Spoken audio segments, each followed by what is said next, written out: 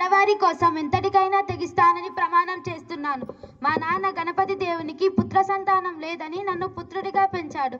అలా జరుగుతున్న పాలనలో నేను రాణి రుద్రమ్మాదేవినని తెలిసింది. రుద్రదేవుడు అనగానే జై జైలు కొట్టే మీరు రుద్రమ్మాదేవి అనగానే అవమానిస్తారా? ఏ ఆడదైతే ఏమి ఈ రాజ్యాన్ని ఇంత గొప్ప స్థాయికి తీసుకురాలేనా? ఈ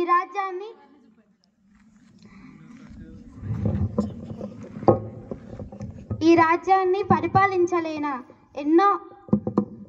కానీ కొంతమంది సామంతులు దానికి ఒప్పుకోలేరు. నాతో యుద్ధానికి వచ్చారు. నేను వాళ్ళని ఓడించాను. అప్పుడే మొదలైంది నా అద్భుతమైన పాలన. ఒక చిన్న గొడవ, ఒక నది కోసం ఒకే తల్లి పాలు తాగితే అన్నా తమ్ముళ్ళం అక్కా చెల్లెళ్ళం అయితే, ఒకే నదిలో నీళ్లు తాగితే అన్నా తమ్ముళ్ళం అక్కా చెల్లెళ్ళం కాలేమా అన్న ఈ ఒక్క మాటకు ఎంతో మంది కలిశారు. ఎన్నో రాజ్యాలు కలిశాయి. అంతా సంతోషంగా ఉన్నారు. నేను ఆఖరిసారిగా చెప్పాలనుకున్నది ఒక్కటే, ఆడవారిని ముందడుగు వేయనివ్వండి, ఆడవాళ్ళని ప్రోత్సహించండి. ఆడవాళ్ళు చేయనిదంటూ ఈ దేశంలో ఏదీ లేదు. జై హింద్, జై భారత్.